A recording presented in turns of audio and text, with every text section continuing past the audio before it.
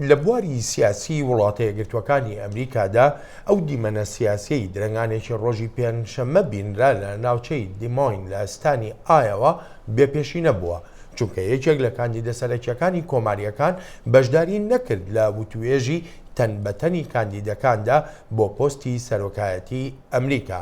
ئەڵبەتە ئەمەش پاش ئەو کێشەی چەند ڕۆژێک لەمەوبەر دۆناڵد ترەمپ لەگەڵ میواندارەکەی کەناڵی فۆکس نیوز هەیبوو. حوت کاندیدی کۆماریەکان ئامادە بوون تەنها یەکێکی قورسیان نەبێت. بەر لەوەی بچینە سەر دۆسیەکان با باسی ئەوە بکەین فیلەکە لێرە نییە.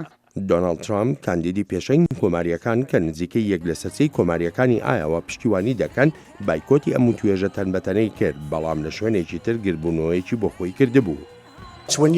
کاتێک بە خراپی مامەڵەت لەگەڵ دەکەن ئیتر هەڵوێز وەردەگریت.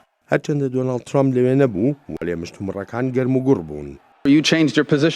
تۆ هەڵوێستی خۆت لەسەر کۆچبەران گۆڕی چونکە پشتیوانیت لە ڕێبازێکی هاوڵاتی بوون دەکرد.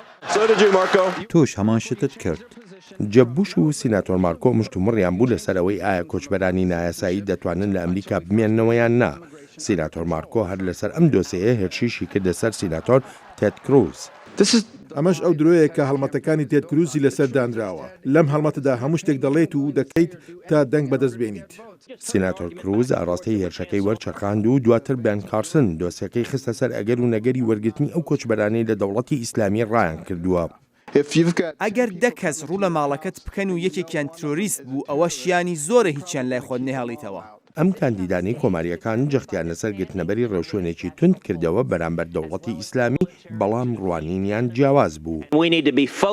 پێویستە سەنجی بخەینە سەر یاسا و ڕیساکانی بەشداربوون و سەربازەکانی خۆمان نەنێرین بۆ شەڕە کەسەکەکانیان بە پشتەوە بەسترابێت. پێویستە ڕاستەوخو چەک بە کورد بدەین، سەربازی خۆمان لە ناو لەشکری عێراقدا بنێن، ڕێبەرانی سوننەی عێراقیش بەشداری پێ بکرێنەوە.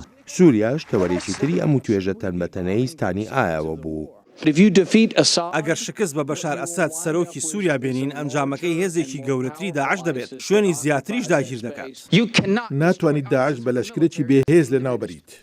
یەکێک لە کارمەندەکانی هەڵمەتی هەڵبژاردننی تێد کروز لەسەر ئامادەنەبوونی دۆناڵد ترامپ دەڵێت ئامادەنەبوونی ترامپ وهای کرد و توێژەکان بابەتیانە بن.